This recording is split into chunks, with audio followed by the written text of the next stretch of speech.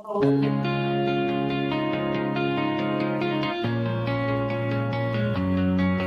the fields of Poteet where the sun beats down, strawberries ripe and wearing their red gown. We dream in the rose, a future in bloom. With every sweet harvest, we'll break through the gloom. With dirt on my hands, I rise from the pain. So here's to the passion, the joy that we find. In the rhythm of hard work, we leave fear behind. Strawberry fields, oh, they're calling our name. In the warmth of Poteet, we'll light up the flame.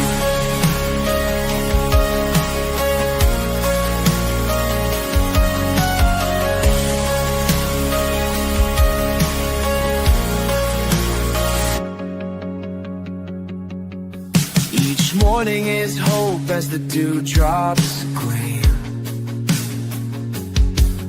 Together we toil for a common dream.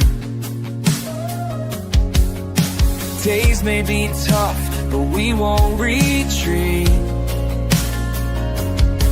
In the heart of Texas, we'll find our beat. Oh. With the lift of our spirits, we'll conquer the Check. night. So here's to the passion, the joy that we find. In the rhythm of hard work, we leave fear behind. Strawberry fields, oh, they're calling our name.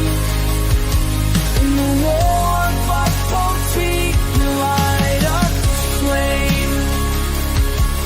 Embrace the struggle, let your spirit fly.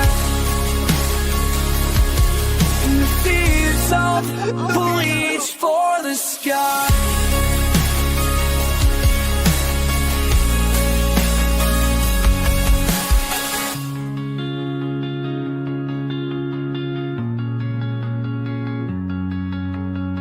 Embrace the stubble, let's just get it fly.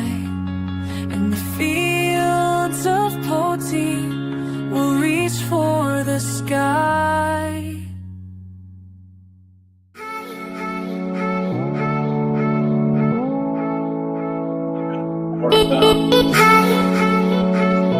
Me neither.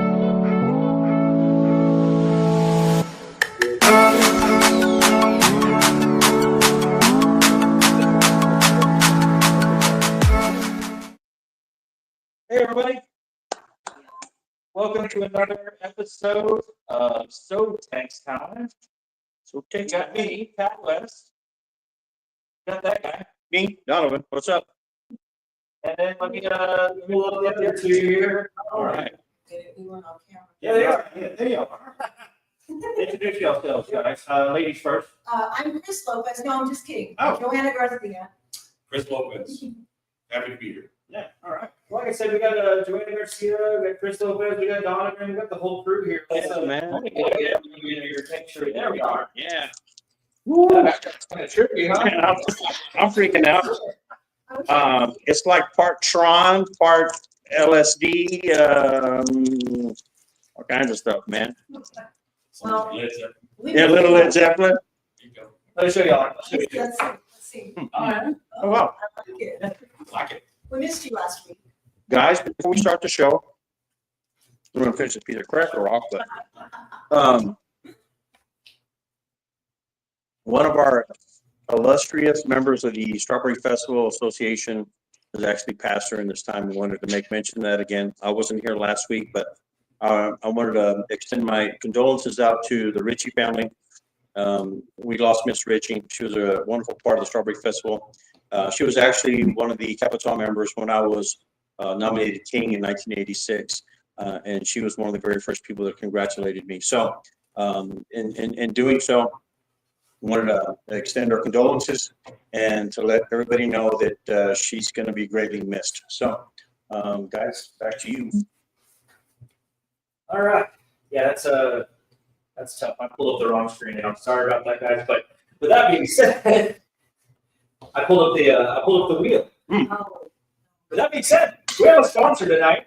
Do we? Tonight's sponsor is the Backyard Kitchen, it's true. located at 973 Avenue H in Poteet, Texas. Nice. Backyard Kitchen has all kinds of specials.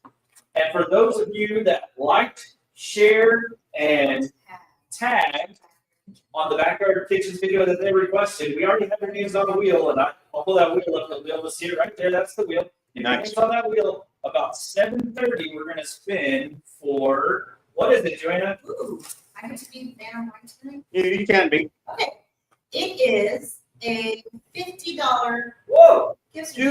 certificate to the Backyard Kitchen. It's a shame we can't participate. Our names on there right now. We'll spin for it. Actually, we should just spend between the four of us here and then figure out what's going to Just happen. figure out who gets it. The four of us will go eat. Well, Perhaps. I'll cook it in a few minutes. Yeah. I gotta, We also have another, come on now. we got two. Yeah, Joanna, tell us all the other prizes that we can give away throughout the rest of the night. Hopefully, This is just a $20 gift certificate to the Backyard Kitchen, and this is just going to be on the prize wheels, one of the prizes that we're giving away tonight. Not the same as the like, tag, and share. It's completely two different ones. We also have a bag of these yummy freeze-dried strawberries. They're delicious. Chris and I ate them a little while ago, but we resisted. We got a SoTex Outdoors hat, different camo pattern. that's a cool one. I didn't know we had that. And a fresh jar of pearl strawberry jam that Pat made. It's pretty damn delicious. Yeah. I hate it, so fair warning, I hate it. That's the only warning you need right there. How about it? It's not bad. So we actually, Donna, you didn't know this, but we actually already have a new segment. Well, let's hear about it, man. Is it It's a called, punch in a billy goat? Because I recommended that about 3 shows ago. We're not. So- they're not sponsored quite yet. They're not sponsored We're yet. definitely talking to them. But David Seeds, Yeah, David man. Garden Seeds, located out there close to Rossville. That's right. They want us to do a little segment for them, and they're gonna help us out with it next week. But for this week, we are going to talk about the seed of the week. Seed of the week. I like Seed that, of the man. week available, and I'm going to go ahead and pull Joanna up so she can tell us about what the seed of the week is. So this week, I'm gonna go ahead and go with the loofah gourd. It's typically best to plant these in the March, April timeframe, but it's not too late to plant them. Over here. So they are pretty heat tolerant, they'll grow well. Just make sure that if you do start them now, we're about to go into a time of year where it's very hot. You're gonna wanna plant them in a shaded area so they can get some partial shade throughout the heat of the day. Or you may want to even start them inside. Seeds, if it's too hot, they can potentially go sterile. The other thing is when your seedlings start to pop up, they will dehydrate very quickly. So you may want to start them inside or in a shaded area, move them around until a little bit closer to fall, when you can actually get them in the ground and get them going in your garden. And those are loofah gourds, so they're great to harvest and have this loofahs, exfoliate your skin. I have even seen people do dishes with them. Better than a scouring pad, just get you a gourd from your garden, you're good to go. Can you eat it? I've heard some people eat them when they're very tender. I have never tried them. I don't think I would eat. All right. Would you eat it? We're PG Well, guys. PG. well, Having said that, I'm also sponsored too. Ooh. Wait, only you? Yeah, Pleasant Park. I see. Only Donovan sponsored by Pleasantsburg today. Yeah. So I have a job there now. Mhm. I am the Chief Procurement Officer of carbonated beverages between the hours of 11 and 11:15. And what does that mean in layman's terms? I bring sodas to some of the workers that are there That's so nice. from next door. That's really sweet. Do we I- know these workers? No, I just barge in and rook their day, but they give me cool stuff all the time, so, and I got this shirt. Yeah. It's kind of like I work there, but I don't really. But you don't really. No. But it's nice to hang out. They have air conditioned air, which is, it's pretty cool. That's always a plus. It's always a plus. Do they have Wi-Fi? They have Wi-Fi. There you go. Y'all want to know what the Wi-Fi Password is? password is? Absolutely. I can't tell you because I'm an employee. Well, if you ever get mad, I might just tell y'all later anyway. So we got about 5 minutes left of the segment. What's going on the farm, Joanna? well, if you follow the farm page, you will know that Pat recently released the goats into our last Release the goats! Release the Kraken. strawberry patch, and we're officially done with strawberry season for the year. We went ahead and Pat pulled up as much of the plastic as he could get, and the goats have been released into the Florida Pearl patch, and they seem to be loving life right now. They are fat and sassy, and everybody's doing great. Yeah. There's a meme like that. Oh, yeah? Yeah, a lady says, somebody, the reporter says, what are your plans for the holidays? And she goes, oh, I don't know. We're going to make some soups and breads and get all fat and sassy. So yeah, that was her claim to fame. Dude, what is up with this ring light? Man. Look at It's her. bright. It is bright. Nonetheless, I don't think I can wear these all the time, but I got to figure something out here with this light. It's blinded me. Blinded by the light, Manfred Man from Man. So Joanna actually got a nickname this week. It is God. Joanna Appleseed. I like it. Joanna, can you tell us why your name is Joanna Appleseed? Because this week, Pat had me in the bucket of the tractor. Man, I wish I had video on that. Spreading cover crop in our empty fields, and I was there growing seeds. Were they apple seeds? Absolutely not. Oh. Too well in Texas. Okay. But they were cover crop seeds. So we planted some mustard seeds, some what is it called? Daikon. And Salvia and creepy thyme. and creepy thyme. Did you say sativa? Salvia. Oh, Not saliva. Not sativa. yeah. Not like this stuff that the lieutenant governor is banning currently. Right now. Bring that up. No. Nothing like that. But these, the cover crop is going to help put some nutrients back into the soil. And right before we plant, we till everything back in. And it's going to not only provide nutrients, it's going to help put some separation in the little clumps. So we have some aeration for our plants, and they'll be able to get their roots down and hopefully produce some beautiful strawberries for us. So, can you tell us a little bit about the science of using mustard greens as your cover crop and what they and the biofumigation? That's a big word for me. That's it. You ready? There's for those of you who don't know, there's an actual spelling at the bottom with the caps on and hot with the breakdown. It's don't be pressed. So not to get into too much detail, depending on the type of mustard seed that you're using, though, you do get some biofumigant agents that come out of it.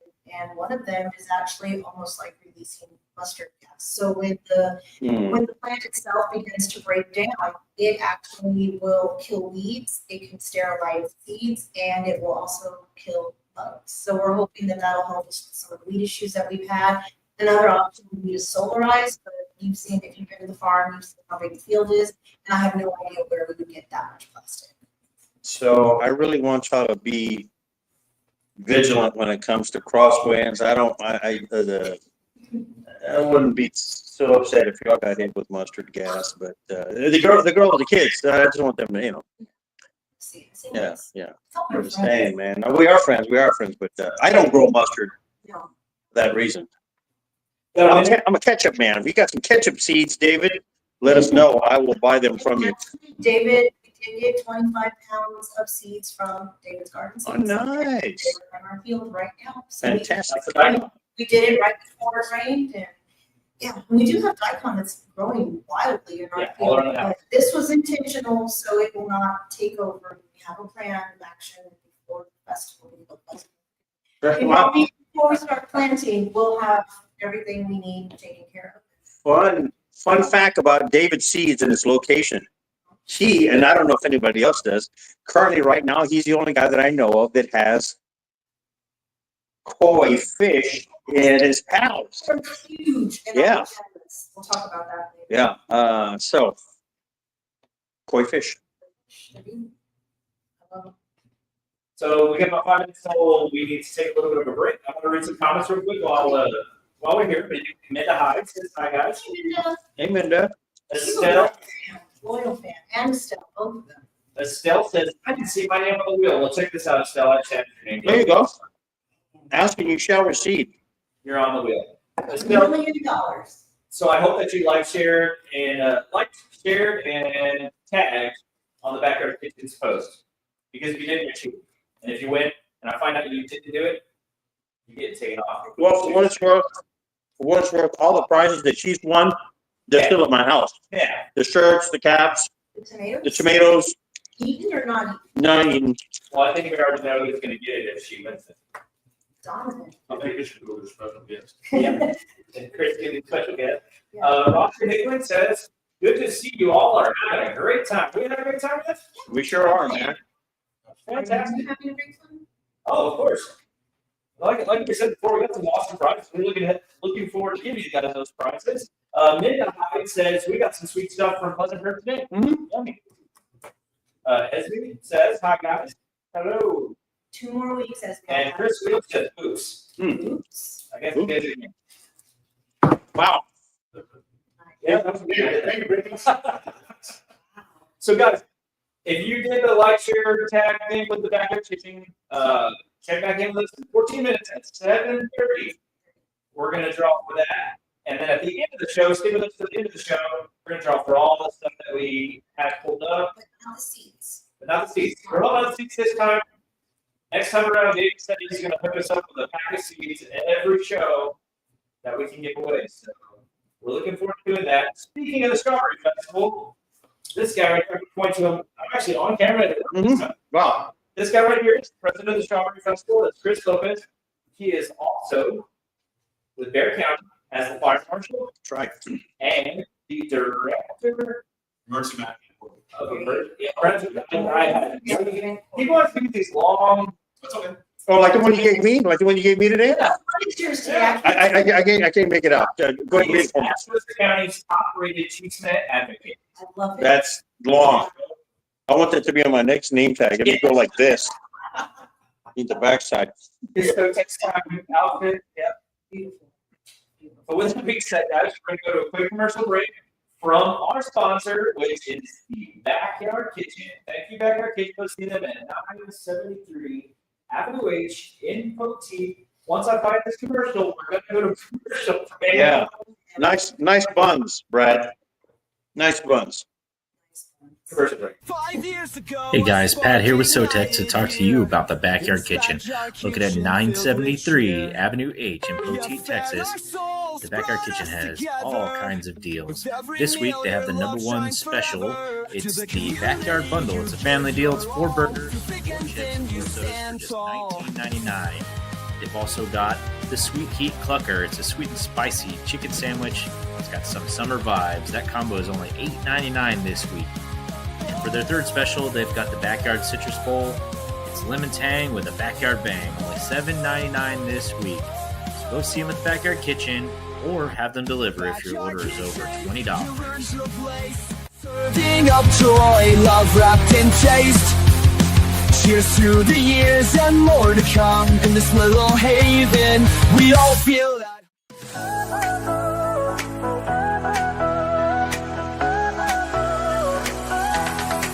Are you ready to shine?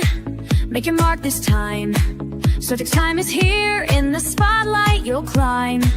Join the wave of success. Let your brand be heard. In this vibrant show, spread the word, spread the word. Tune in, don't miss, now's your chance. Together we'll rise, let's take a stand. SoTex time, where your dreams collide. In the fields where the wildflowers bloom, join us, hands dance to the sweet honey's tune.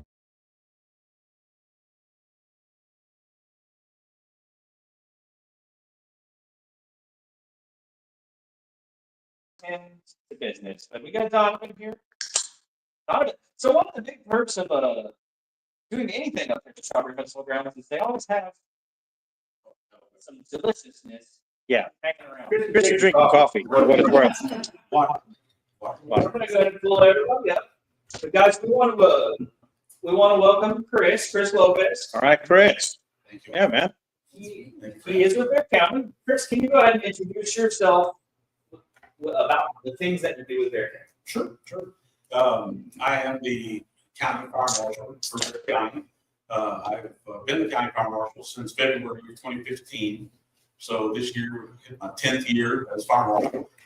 Thank you. Prior to that, I was the chief investigator of the arson unit from 09 to 15. And prior to that, I was an arson investigator from 2005 till I took over as the chief investigator. And just very much enjoy the career. Now, golly, at 35 years in law enforcement, and in 1989, I was sworn in as a policeman and worked in patrol and became a detective, then a chief of police. And I went to the state fire marshal's office, became a arson investigator for them, and then I ended up here. And so I was born and raised in the Panhandle, kind of northwest of Lubbock, in a small town of Olton, O-L-T-O-N, Olton, Texas. It is an ag-based economy. I grew up with our family farming and ranching, and my dad owned a tractor shop, kind of like, the Tuttle said here, something like that. My dad worked for the International Harvester as a mechanic for many, many years. Became their shop foreman, and then whenever they switched over to KSIH, they closed the International Harvester dealership, and Dad went out on his own, and we worked for him. And by trade, I became a diesel mechanic, and decided that I wanted to be a policeman. So there you go. Fantastic. So a little history between Chris and I. When I was with Fox News in San Antonio, he and I, he was working the scene, and I was actually covering the scene for the news stations. One day in particular, and don't ask me why I remember these things. It was on a Thursday afternoon, and we're out in Southern Bexar County, and there was a call out for a fire, and it seemed to be cut and dry. Chris and his team came in, and they investigated, and it turned out that somebody was deceased inside the building that had burned down. And if it hadn't been for Chris and his team going into investigating, this probably would have been a open and shut case with somebody who passed away. There was foul play that was involved. Chris and his team investigated. They were out there for 3 days straight, day and night. They had tents out there. They were going through debris and all kinds of stuff. We had the privilege of being close enough and interviewing Chris and his team. Case solved, charges were filed, and this person who unfortunately passed away, he had there was closure for his family. And for that, I applaud you, Chris. And a lot of people don't know that there's a lot of things that happen. A lot of people saying, well, they're just going out there looking for this. They're putting out fires. It's very detailed. And I can say that on our behalf, seeing somebody that tells us, well, if it weren't for those guys, we would have never known what happened. So to that, I give you applause. And a lot of people out there should know that this type of job in particular is multifaceted. Yes, it's law enforcement. Yes, it's fire. But a lot of it is mentality, and you actually have to think like an arson and say, what would an arson be doing on this property right now? How are they actually navigating their way and doing what they do? Ultimately, that's what ends up getting caught. So once again, thanks to the guys out there doing the investigation, and thanks for Chris for being out there for 30 plus years, man. That's incredible, dude. The only thing I've done for 30 years was actually had overdue books at the library in Poteet. I got a fine right now, like 19 grand for a book in 86, man. I don't even pass by there anymore. I actually turn by De La Fuentes and I go the long way around by the Canyon Park and I come back just to come back this side of town next to the thrift store. Somebody said, hey, who's that Donovan? Yeah, it is Donovan. Reward for that? There could be, but it ain't 19 grand.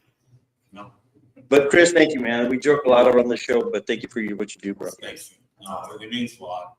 I can tell you that doing that job, specializing in arson investigation, there's a tremendous amount of camaraderie and the folks that I've worked with, the ones that I've trained, and then in that community. And so we do a lot of really solid work. When I say we, I know that the fruits of my FTO and training and teaching these folks to do that job. As the fire marshal now, setting and doing the administrative work, I see the same types of cases being made. I see folks doing that kind of work now, and I'm just so proud of what they do and how they do it. And it's rewarding to get to sit in the chair, and that's, you know, I know that's a Star Trek reference. Sure enough, huh? But I enjoy it very much. It's Right. very rewarding.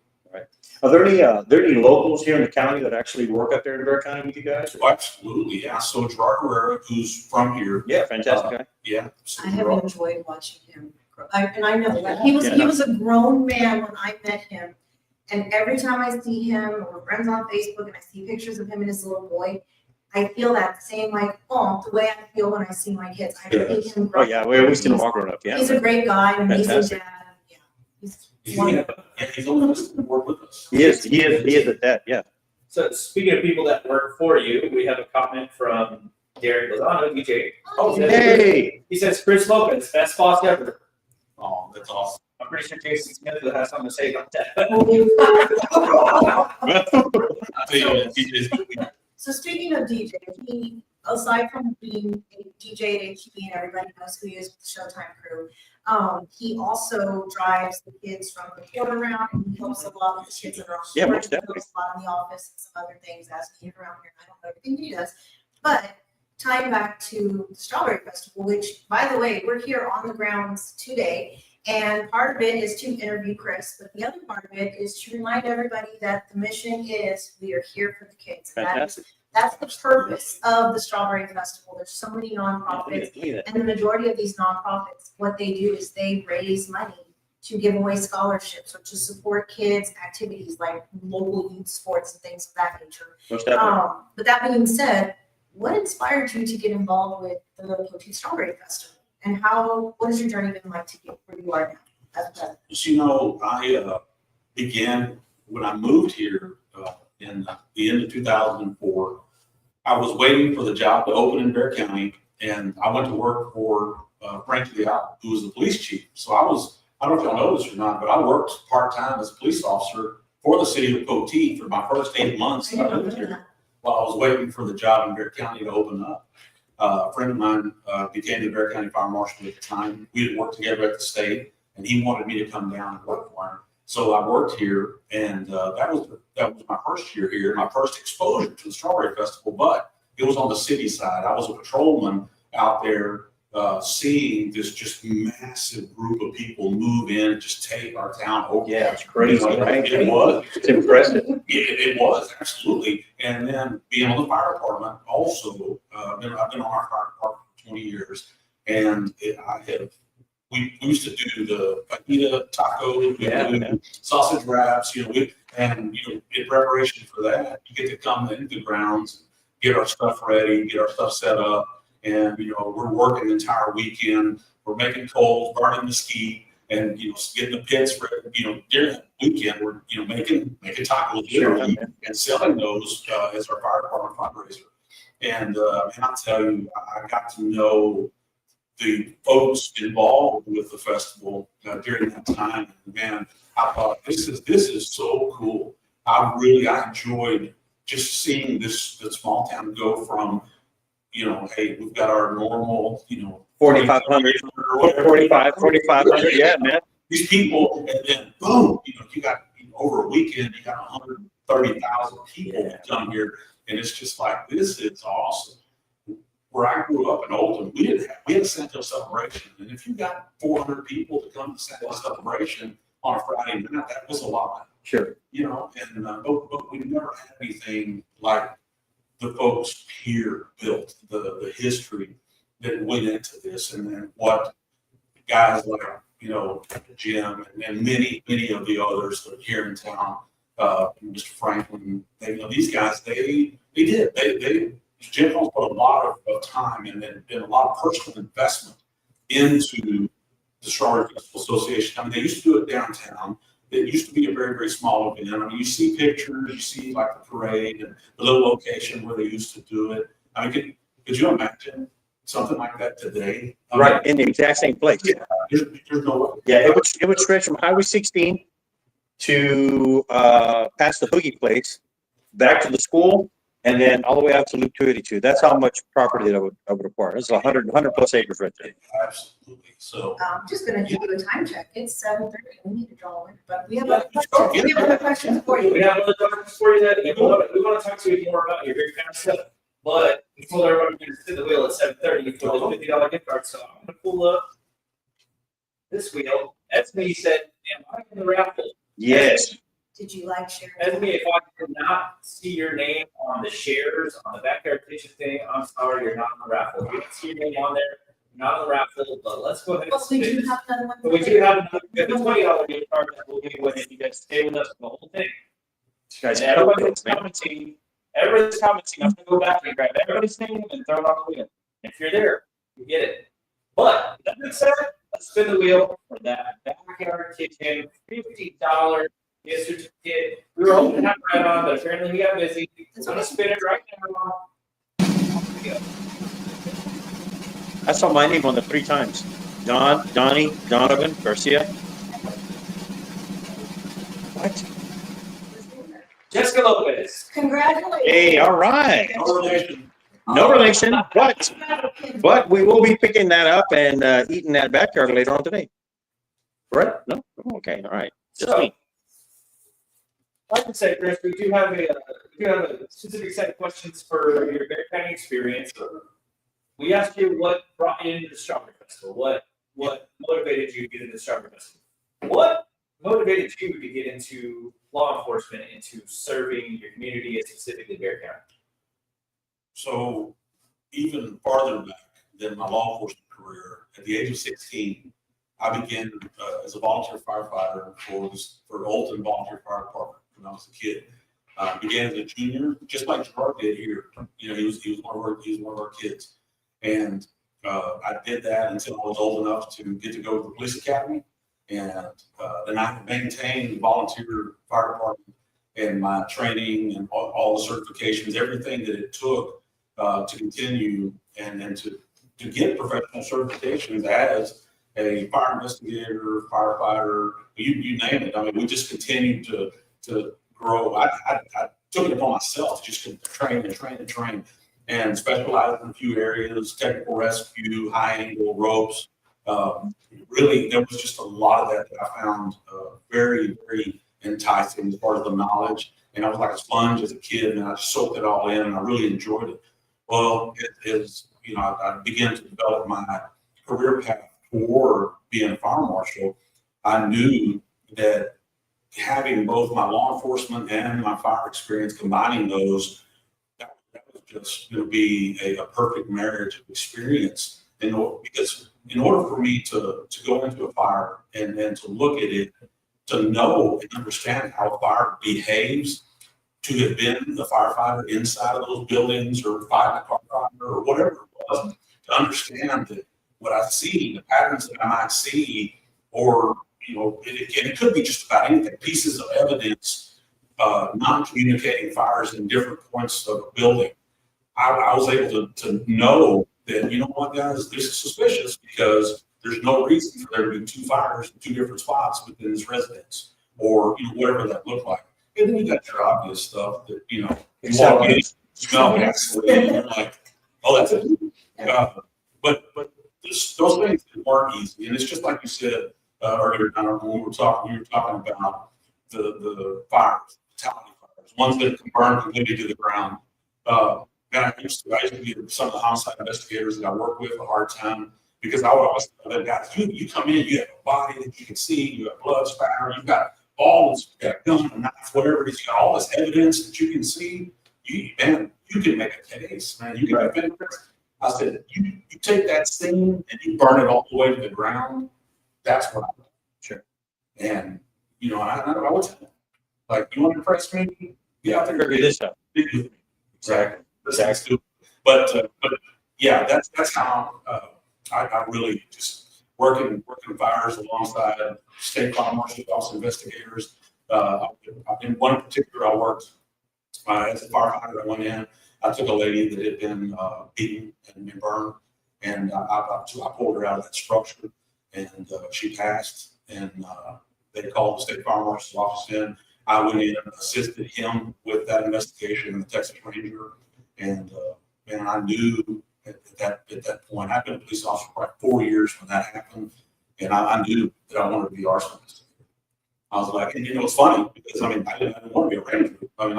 That guy, Charles Killingsworth was his name. He was a state fire marshal, fire investigator. And man, I was in that scene with him and watching him work, and I could just, he would explain things, and I'm seeing it. And that's the thing, like having that experience as a firefighter, and seeing everything that he's explaining, and I'm getting that. I understand what you're talking about. And then at that point, I started working toward my arson investigator. And in a couple of years, I had my state certification. Fantastic, man. And that's how I ended up in the career path that I'm in. Was that actually that one fire when we worked at homicide. And I was like, I want to do this for the rest of my career. Yeah, that's great. That's And great. So what's your typical day like as the fire marshal and EMC? What do you do typically? So a lot of it depends on it. A lot of it is reactionary. It's driven by like calls. What is it that we've got going on? Like today, for instance, I'm on the way in and I see that the San Antonio guys are chasing the stolen. It's a pickup with a lid, like one of these excavators on the back of a truck, and these guys are chasing it, and we see the eagles overhead, and it's pretty close to our office. So I'm like, well, do you want to get involved? And that's the thing about having the job that I have as the administrator. I'm like, do I want to stop and help these guys? I stop all the time. I help troopers, I help our deputies. Like traffic stops or whatever. If they're there, just so they've got cover while they're doing their work. But on the way in, it's like, man, instantly that I'm backed up in my mind, and even physiologically, my heart begins to race, and I start thinking about what tactically, what do I need to do to help these guys to make sure that if this guy runs out or whatever, and you start running the scenarios through your mind. That's how my day started this morning. But then I get to the office. Yeah, I get to the office, and I know I've got a meeting at the county manager's office after lunch. I know that I've got a couple of meetings in the morning. So go in and really right now we're changing over to a new time system. So I have to take care of that piece. I know that we've got purchases that we have to make before the end of the year. Our fiscal year, they're going to be shutting us off pretty quick. And then totally now the money that has been made by our office for the permit fees and all those things, and working with the closeouts for the legislature. We went this year and assisted a couple of times in adopting new statutes, and then actually going in and testifying against a couple of the proposed statutes, bills that were there. The language was, they were trying to change some of the language, and I stood up against many of my colleagues and said, guys, we don't want this law to change. And basically, 352 of the local government code is where we derive our authority from as county fire marshals. And they were wanting to take a piece of that away from us. And I'm like, guys, and I want to testify before the public safety subcommittee. And I told them in the subcommittee, I said, you're the public safety subcommittee. Why would you want to take any authority away from a law enforcement officer? That doesn't make any sense. And it was the ability for us not to make traffic stops or work anything to do with transportation. And it didn't. And I was like, guys, y'all are thinking, they were trying to legislate an issue that they have with a couple of departments, one up in Dallas, the Metroplex, and then one in East Texas. And I said, those are local problems, and it's my opinion that you guys should take care of that locally, not bring it to the legislature for them to fix your local problem. Right. And I also told them that the Texas Commission on Law Enforcement should be the agency that is handling the law enforcement piece of that to kind of rein those folks in, and again, not take it to the legislature for the change. So, there's pushback, but you know what? I think it's about either it is on the governor's desk or head of the governor's desk, and it did not change it. So the effort that we put forward bear fruit. Fantastic, man.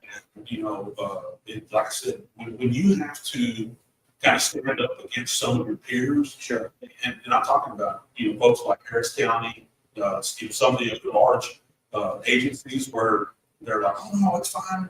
No, I was like, no, absolutely not, folks. I'm sorry, but we have to make a stand. And that includes going up there in person and telling these folks, no, you can do many other things, but don't take away the ability. That's fantastic. You know, I'm glad you actually went out there, and obviously to have Bear County represented in that type of fashion. But from a firefighter standpoint and an investigator standpoint, sometimes these people who are actually writing these laws and passing legislature and passing all these rules and regulations for other entities have never even been close to a fire. So they don't know. And which leads me to my second question. Obviously, you've been in there for a while, so you've actually seen some changes. What are the most fantastic pieces of technology that are available today that weren't available 30 years ago? That's a good question. Yeah, no, I would say that the body worn camera is one of the best pieces of equipment that law enforcement officers have today. Obviously, those that protect us, like, your bullet resistant vests, your helmets, even, the shielding that we have today, those are just amazing advances in technology that we didn't have when I first started in the form that they are today. okay. They were Rudimentary. They were elementary style. It was like a lot of folks had like the old flak vest that they wore in the Vietnam era. That's what they would try to issue as a bullet resistant vest. And that was not the technology that we have today. Right. The Kevlars and even newer materials that are synthetic that have actually wire rolled into them that make those bullet resistant.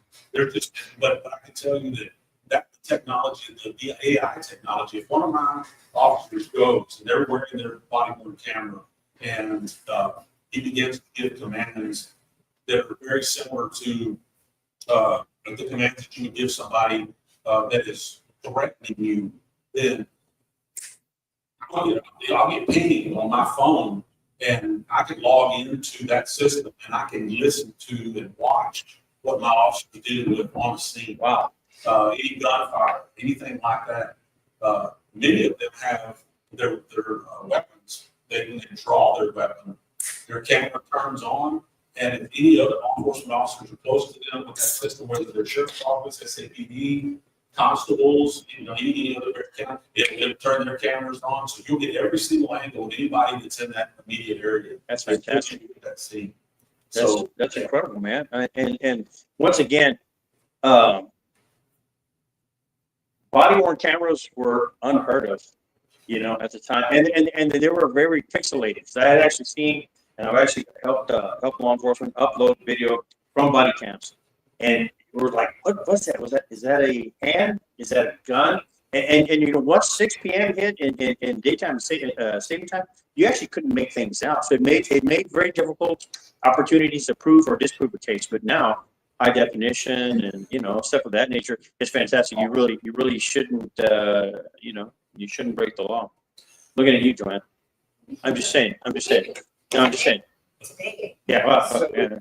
So you talked to us earlier about going fire training, and we happen to have a friend who is a follow of ours and a regular hunter of ours with the outdoor side, Chris Wheeler, and he is actually an EMT in Wilson County, and he said that we're gonna have to take whatever we can out of this comment. He said fire training is invented the EMS in '92. I'm wondering if fire training was too tough, so he's like, let me go be the EMS guy, or if he was in fire training and it injured him. If you're going to be, if you're going to have the Texas Commission on Fire Protection certification as a firefighter, then having your EMT or your paramedic, those are all requirements that are needed in order to work for a paid department. As a volunteer department, the State Firemen's and Fire Marshal Association certifications are different as far as the ability to help a city or to work for a volunteer fire department like we do here in Poteet. And so we're not required to have the EMT. I let mine go in 2004. I mean, I was an EMT for many, many years, and I just let that go because it wasn't something I needed for my job. You know, it's in an arson investigation, you're not required to, but if I was riding a truck for a city or ESD, which is something else, got to thank all of you that went out there and voted for the ESD. That was gonna be one of my faults, because I want to elaborate on that. It's like really important. It is. But you have to have the EMT, at minimum, the EMT in order to work for the department. So that's actually a perfect caveat. That's my next question. It's about collaboration. So you're up top, Bear County, right, on law enforcement. Often the time that requires collaboration with various agencies that do a lot of the same stuff. How do you personally or foster that collaboration? How do you welcome in that collaboration, and how do you get everybody to work together? So oftentimes we know that we're going to have crossover because our office is the office that handles the fires and explosions. That's something else that's part of what we do with the fire marshal's office, and also part of 352. Our office is responsible for all in unincorporated Bear County, all fire and arson related crimes and explosive related crimes. So if it's bombings, which we've had in the past, then we need to be able to work with our federal partners, and then also with the Texas Rangers, with the sheriff's office, with all the different law enforcement agencies that we have within our region. We, as the emergency management coordinator, every time that I work with my guys to put in for a grant, let's say as an example, the Urban Area Security Initiative grant, we put in for a large platform that you guys see at Strawberry Festival every year.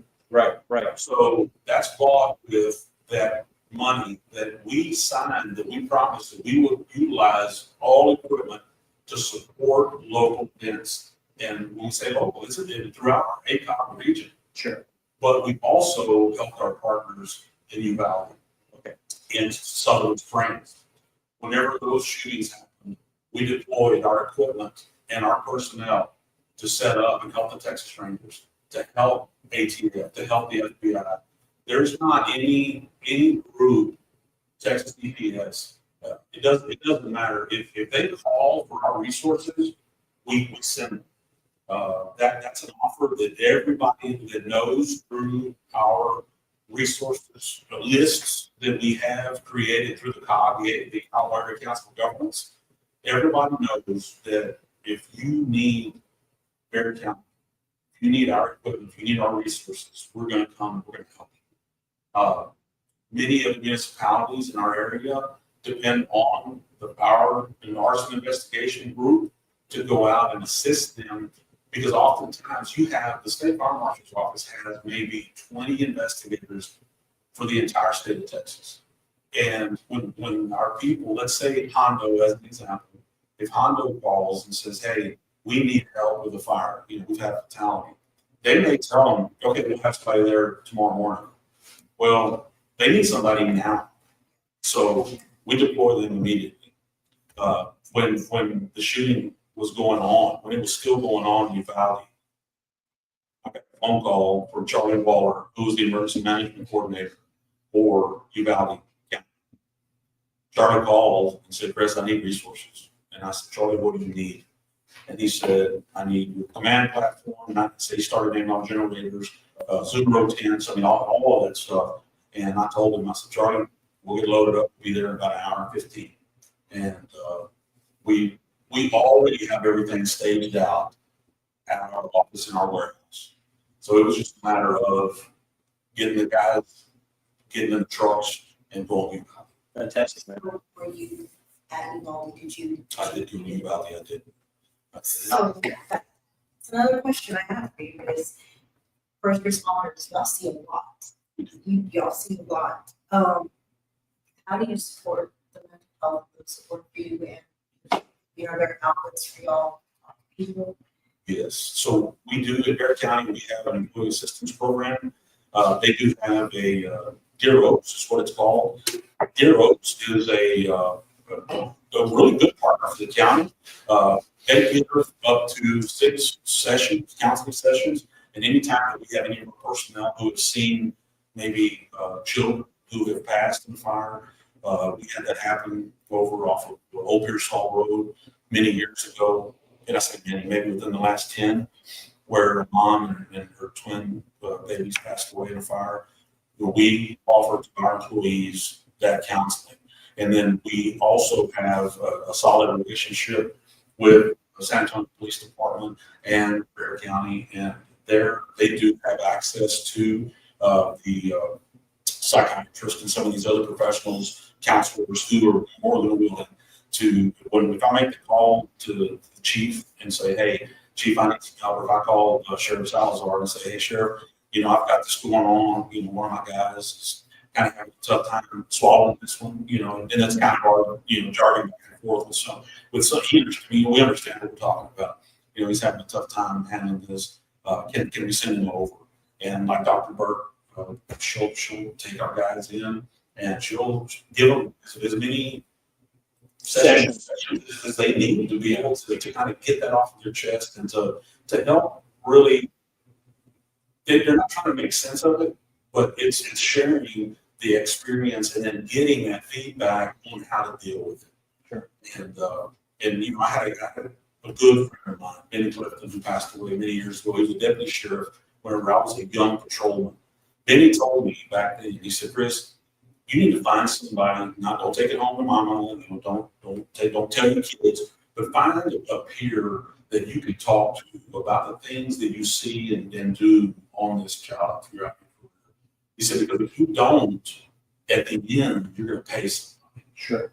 And I told Benny, I said, I know what you're talking about, and I don't want to ever have to do that. And Benny was that guy for me for many, many years until he passed away. But I still to this day, I have friends that they've already retired from the Rangers. They went into law enforcement. We recently had a good friend of mine who was a SWAT commander for Lopez PD that passed away from cancer, Kelly Pearl. And Kelly and I would share a lot together. Things that we would see, things that we would do. Kelly Vandergriff, a good friend of mine who's the fire chief in Aberdeen. He was my fire chief for many years when I lived there, and I was the chief of police there, and I very much enjoyed all of it. But guys, it is and it can be very taxing on your emotions. You do and can deal with PTSD. I had it, and I don't take it home to my wife. I don't, the things that you do and see, I don't go home and just pour that out, because she really does not really understand where I'm coming from on a lot of that. So I still have friends. I still have those peers that I talk to. And if I need to talk to Dr. Burke, I'll call her myself. And she'll give me in. And she has done that because I have. And I'm not ashamed to say it. I have talked to her. Yeah, no, there's difficulty. And there's a lot of people don't understand the amount of PTSD that actually follows you after you leave the scene. Going to the scene, there is nothing on your mind other than getting there and trying to assess and then figuring everything out. It's a drive back home when everything's quiet, there's nobody around, that'll actually start to get you. And then next thing you know, these tell the things, sleepless nights, waking up early, not eating, not doing the things you're supposed to do. Then it affects your life and whatnot. But fortunately, there is a lot of resources to you guys, and thankful to the Sheriff Salazar and Dr. Burke and everybody else that's involved, because once again, it is taxing. And unless you've been in those shoes as a first responder or EMS or somebody that's actually gone to the scene and actually seen these things happen, PTSD will catch up to you. It'll shut you down. So thankful for that. And I know you guys, what are you guys thinking about now, man? I want to kind of change gears a little bit. Sorry. It's definitely something that needs to be talked about. And I'm glad we are talking about it. And I actually have some comments that kind of go along with that.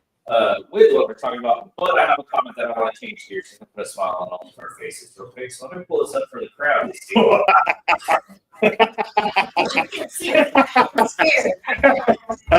Jerk. So Gerard, and I'm gonna pull up Chris all the way up on this one. Yeah. No. It's a Chris show now, man. Thank you, Gerard. Gerard says, I may or may not have a video of Chris getting certified on the taser when we first issued it to our folks. Oh, May or may not get released if there's a donation to the Poteet Strawberry Festival. JK. Longest 5 seconds. Wow, man. How much electricity is passing through those little nodes, man? You meant to ask Gerard, he's the instructor on that. Wow, so he would, yeah, Gerard, answer that for us if you're still here. geez. He is, that's it in there. Chris Weaver responded, he said he's a paramedic and we carry vests for crews and ballistic helmets. I tell them back out if we're not on entry crew. Awesome. Chris Wheeler also said that CISG, we do it fast. CISM is offered to anyone needing follow-up. That's fantastic, man. And he additionally says day off sitting on the tailgate. So that's what he's doing right now. So Chris, good to hear from you. Enjoy your day off. We can't wait to have you take days off out in the dove field, whether we have doves or not. And yeah, we know you'll have a full cooler, buddy. Yeah, well, that's fantastic, man. So Joanna, do you have y'all have anything else for Chris before we go to the first break? I'll just say something. Yeah. Before I ask my question. Yes. What was it that you were going to say, if you remember? I do. One of the tough things that come out of that when we dropped off all the equipment, and it was dark by the time we started heading back home. We could not, because all the fire trucks and EMS and law enforcement, they kind of blocked all the streets right there around the Bravo country. So we had to drive through the neighborhoods, and driving through the neighborhoods, I mean, our windows were down. It was very somber. It was a very somber time. And hearing the families cry, hearing the grandmothers, moms, the dads, uncles, I mean, just the family of brothers and sisters. I mean, you could hear just absolutely. But just it was so loud and it just ripped your heart out. And I'll tell you that just I worked a fire in Harley, Texas a long time ago, and when my kids were little, and did affect me for a very long time. I left that fire and I drove straight to my house and I hugged my kids like I had not ever had them, and I bawled because that lady, she had a 10-year-old in her arms and 2 little ones that were trying to hide from the fire underneath the bunk bed. And that reminded me very much of that same kind of incident. But knowing that all those babies and those teachers had passed away, and then listening to the families cry and just bawl, I mean, that affected me for a while, for a long while. And that's just from a responder standpoint. I mean, people don't really, we in the business, we really don't talk about stuff like that. We just don't. I mean, it's really, I mean, 35 years ago when I started to talk about it in public forum like this. But I would say that it's not that new anymore. I mean, it should be talked about. Our idioms should be made known to people so that folks know that, you know what, guys, yeah, I mean, we may wear a badge and a gun, and we may wear a vest. We're human, you know, and then we hear those things and don't think that just because we don't respond to that or you know, have any kind of a reaction immediately, that later on that still doesn't, we don't think about that, you know, that it doesn't haunt you, because that kind of stuff does. So that's what I was going to say. I'm glad that all of us have that help, and I'm glad that it's provided, you know, as much as y'all need it, because I think that's something, like you said, y'all have a badge, you have your gun, and to a lot of people, y'all are seen as superheroes, like nothing bothers y'all, and yeah, and y'all are just like us. You feel, you may not show it, but you feel it, and you have the same emotions that we do. So I'm really trying to do it. If you do, you can. Yeah, no, thank you. But we did, and it's our responsibility. Gerard is starting now with our agency. It is our responsibility. We want to make sure that our people are healthy, not just physically, but mentally. You know, we want to make sure that they have a good, solid balance. And I'll tell you, I do push these guys. You know, Christmas morning, he's got a call to go and handle some kind of a fire fatality or something. With this little one that he's got, I can tell you that my guys and gals, I've told them many times, we get that call early in the morning, I'll go out there and I'll start working that scene so you can stay home and open gifts with your babies. Because I can remember as a patrolman, having a chief of police, having a lieutenant or a captain who told me, oh, you're on duty, you're not going to do that. You can't. I missed Christmas lunches, Thanksgivings, all that stuff, family, because I had people that I worked for just couldn't have that decency about me. And I always said, if I get to be that guy, then I will make it happen. Yes. Thank you for your job, man. Thank you for your career. And we got, before we finish the law enforcement segment, there are today. Taser 7 had 50,000 volts upon shooting. Reduces after making contact to ensure that a safe amount goes through the connections. So basically what he's saying is that if you power on my iPhone in about 30 seconds. Oh, yeah. Fully charged. I will tell you the most painful part of getting was the probes going in. Yes, the electrical part of it, it drew me up. Gerard, post the video. I don't care if he does. Send me the video and I will put it on the show right now. Yeah, I don't care. But I can tell you that when it hit me, I can remember my back blowing up and the guys catching me. That man, when they went and then when they took him out, Will, our guy Will Phillips, he's supposed to put his hand kind of L shape around the deal, and then you pull it out. You see my shirt that I'm wearing, and my skin come up with that sharp. Come on, man. Oh, guys. But I'll tell you, I would do it again. And then the reason that I say that is because as a law enforcement leader, I want my people to know if they issue a piece of equipment, which in this case, it's an immediate weapon, which is, below the fatal, right? That's under continuum.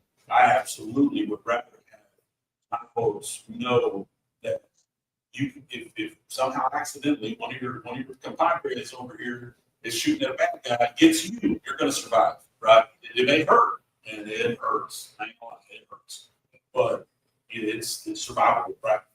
So yeah, Fantastic, man. Gerard sees fun times. Oh yeah. That's Of course he does. Of course, man. That being said, we're coming up on the end of this segment, but we want to spin for something. Oh. Spin. We Some wanna more spin for seeds, something. man. So Some more seeds. we're going to pull up the wheel. That's who has commented on the show. We got Chris, Linda, Estelle, Roger, Esme, Derek, and Gerard. Gerard's on there. So what do we get away with? The frozen strawberries. Frozen strawberries. Freeze-dried. Where'd you get those from? These, we had Crazy Sweets is who made them for us. These are the Florida Pearls that we grew, and she freeze-dried. I had no idea. We're so good. They're so good. Breakfast cereal. They brought them in here. If somebody wins, are we removing them from the wheel? We'll let Chris make that decision.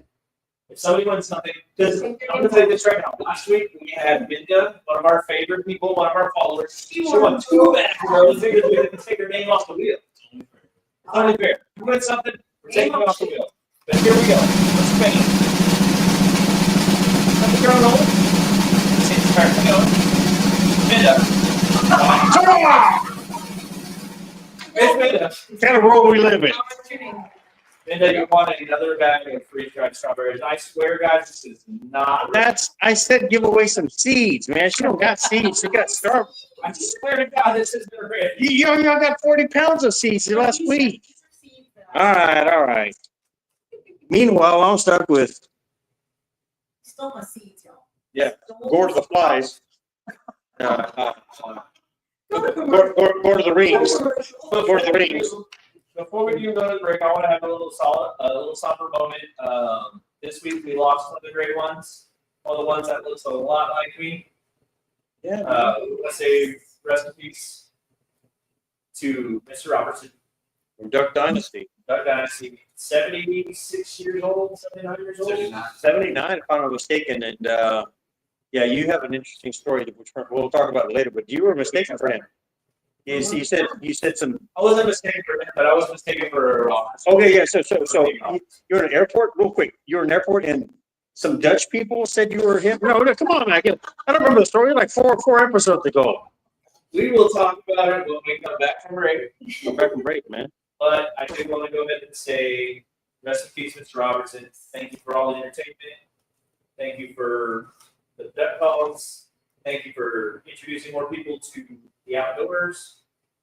And for the famous, Yeah. we always get thumbs up. But with that being said, we are going to go to a break from our sponsor, the Backyard Kitchen. Go and see them. Hey guys, Pat here with SoTex to talk to you about the Backyard Kitchen. Located at 973 Avenue H in Poteet, Texas. The Backyard Kitchen has all kinds of deals. This week they have the #1 special. It's the Backyard Bundle. It's a family deal. It's 4 burgers, 4 chips, 4 sodas for just $19.99. They've also got the Sweet Heat Clucker. It's a sweet and spicy chicken sandwich. It's got some summer vibes. That combo is only $8.99 this week. And for their 3rd special, they've got the Backyard Citrus Bowl. It's lemon tang with a backyard bang. Only $7.99 this week. So go see them at the Backyard Kitchen or have them deliver if your order is over $20. Serving up joy, love wrapped in taste. Cheers to the years and more to come. In this little haven, we all feel that.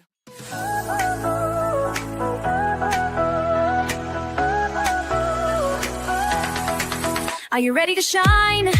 Make your mark this time. SoTex time is here. In the spotlight, you'll climb. Join the wave of success. Let your brand be heard. In this vibrant show, spread the word, spread the word. Tune in, don't miss, now's your chance. Together we'll rise, let's take a stand. SoTex time, where your dreams You've been trying, but you're nothing like me. You can make it, but you're not fooling me. You jump in the fire, watching you burn. From Back to Black AC/DC. We're back. We're back. I don't know if you heard that song. It's Jump in the Fire. What a song.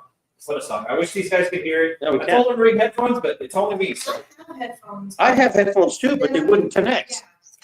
yeah, it's my Samsung. Yeah, well, that works too. You know what? I actually saw that in my Bluetooth. I could have connected to your hearing aid. I saw your hearing Oh, aid. I'm not a big deal. Oh, I could have connected to it. That would rock, man. Yeah, I have tinnitus anyway, so everything's, no matter what it sounds like, it's. I want to tell you guys. You need to tell them about your Robertson story. All right, I'm going to tell you guys a really quick story about us going to East Monroe, Louisiana. And I've already told the story. I told it like 3 episodes ago, but we have a lot more followers now. We're up to 3 people watching right now. Wow, man. 3. Well, more people watch us on the replay than on the net.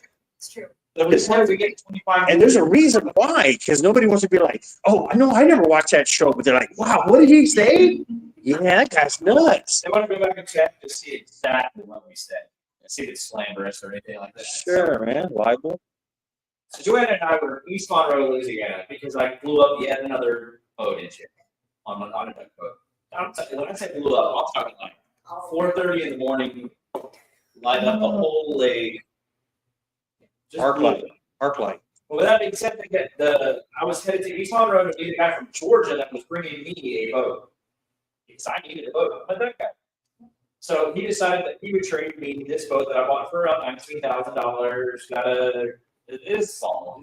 Yeah, it's not. Doesn't matter. We're in East Monroe, Louisiana. So we're in East Monroe, Louisiana. I have my new boat finally. And actually, we started the day going to Cracker Barrel. Great. What's Cracker Barrel? You know, those two, Louisiana and Cracker Barrel, continue, please, man, because. So we're walking through Cracker Barrel. As we're walking, you know how Cracker Barrel is. It's pretty loud. Yeah, I know how Cracker Barrel is. It's pretty loud. As we're walking, it's like the movie scenes where the music just turns off. Yeah. Everybody stops talking. You're shuffling. Everyone's looking straight at me as I'm walking through there. I'm like, what the hell's going on? And you see this. Oh, yeah. We're walking through. Yeah. Weird. So I get my boat after breakfast. We drive over to Walmart because I needed something for the trailer. I can't remember what it was. You hit the trifecta, by the way. What's that? Louisiana, Walmart, and continue, man. So we're walking through Walmart and we're walking to the back section, to the outdoor section, because I think I need to print something for my trailer. And there's a lady probably 30 yards from us. I'm talking 90 feet. And she was a Wow, cute old lady. She was adorable. Little lady, and she goes, "Oh my God, that's one of the Robertsons," and I can hear it from 90 feet away. And her husband that's there says, "I don't care." She goes, "No, that is." And they're going back and forth to Joanna. They just start, Joanna and I start kind of laughing. They come up to us, and the lady gets right next to us. They're passing us. She says, "Hey, Mr. Robertson, how you doing?" I said, "How you doing, man?" Oh, yeah, you made her day, dude. You made her day. I told you. That's right, I man. told you that was one of the Robertson boys. Yeah. I ain't no damn Robert. They were fighting the whole way. They're still arguing. I'm pretty sure they are. He's probably still washing dishes because of it. Well, how was I supposed to know? Why in the hell did he be in Walmart? Yeah, that's what she was saying. That's what he was mean for doing that to that poor old lady. And he said no, he was helping her out. Yeah. But you know, he got his revenge because he was like, what the heck's that Robertson guy doing with Eva Longoria? I mean, she's nice and all, but some dynasty. She gets Joanna games all the time. Dude, you know, I said that the other day too. All the time. Yeah. And I'm like, Yeah. just Joanna. Just Joanna. No games. Yeah, not games. Close, no cigar. Well, the second segment, we want to talk to Chris about your involvement in the Strawberry Festival. Can you tell us what your job is and what that job entails? Sure. So last June, we had elections, and I had actually for a few years had run, because it's like run for office, right? I run to become the president of the association. And so, man, last year, the guys were like, all right, we'll give you a shot. So sure enough, got enough votes and took over as president. Molly Solis took over as the vice president. VP, yeah. You know, so we've been, Tina, when Elkins was already, or she'd been for a year, was already our secretary. And then Danielle Powell took over as our treasurer at the time. And we got started, and you're talking about the job description. There is no description. Yeah, Especially There's assignments. there are, yeah, so there's no assignments. I've actually seen the job description for president, and it just says Chris Lopez, president, and then there's a little dash under it that says everything. You know, it's one of those things where you really, you can take those calls, but I'll tell you guys, I told that our core group of folks, and when I say that, it's just like any other, like the volunteer fire department. You may have 34 members, but guys, I'm gonna tell you, you got like 6 or 8 that are doing all the work. Man. I mean, just that's the way it is. Organization. Yeah. That's the way it is. It's like, you know, I tell them, volunteer fire department, 16, and nothing has changed, no matter whether it's Olton, Abernathy, or Poteet Fire Department. Those are the fire departments I've been members of throughout this last 40 years. Wow, dude. Yeah, that's a lot. Yeah, That I mean, it's 39.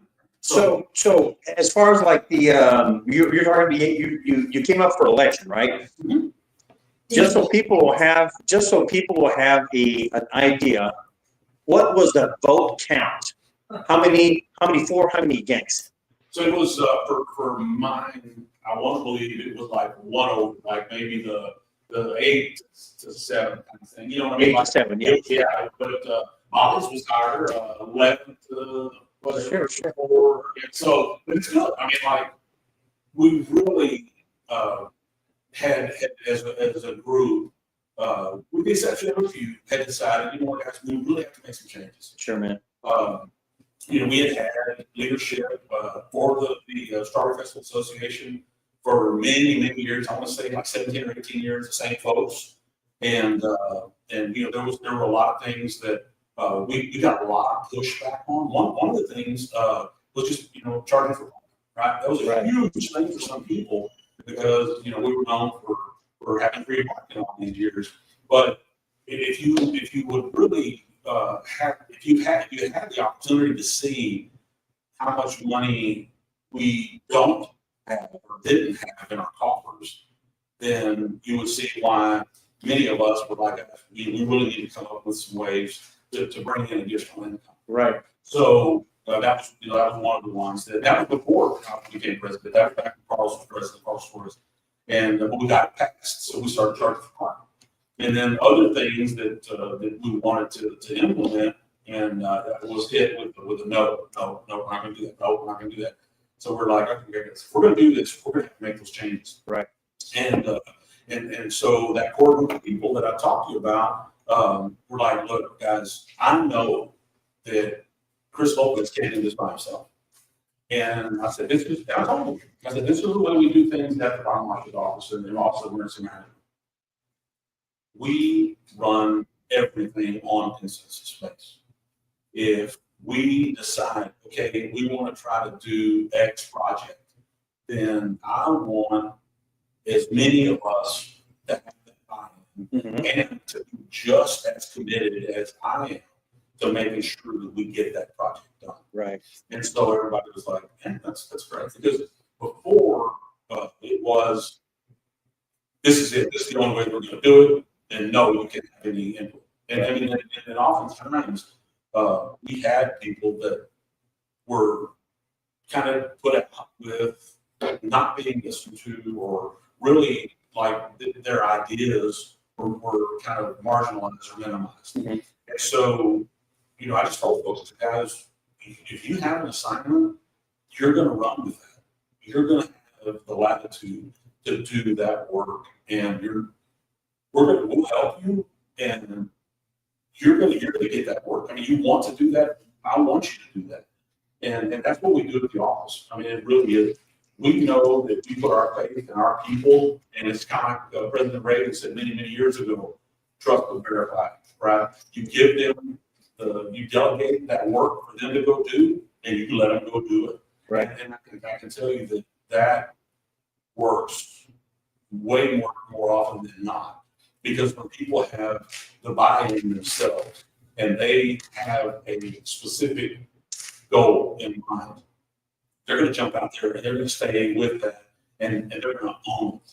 Having that ownership in whatever that is. As an example, I'll use Katie Elkins as an example. The ownership of having the VIP section for our stage area, right? She was a boss. I mean, she said, I'm going to do it. I'll run it. And she did. Molly, she said, I'll do entertainment. She took that because Gerard had for many years done the entertainment piece. Well, Molly's like, because I told them, I said, guys, I'm going to tell you, since I'm the president now, I'm not going to be able to do the emergency management, security, EMS, fire piece anymore. So Gerard had been my assistant in that role, as well as doing the entertainment for several years. And so I told Gerard, I'm like, you're up. You're the guy, man. And he was like, I got it. So handed that off and stepped up into that role. And man, these other folks started tearing the tail. Man, she knocked the arts and crafts stuff out of the park this year. And she, again, stepped up. Brent, you take a look at Brent Carson. The work that Brent Carson did. I told Brent early on, I'm like, look, partner, what I'm going to need from you, I need for you to be the guy that puts out the fires. I need you to be our infrastructure person. If we have a problem with whatever it is, electrical or any, you have these guys that are going to work for you. And during the festival, if you have any issues, you take care of them. If something rises to the level that I need to get the other officers, we make a financial decision to bring something in, a large piece of equipment, whatever that looks like, we'll do that. But brother, you have got that part of it. And everybody had their roles. And I mean, it ran very, very smoothly. We did have some people that were upset because it had not been the same festival that they had in years past. And when I say that, there's always people that want things to not change.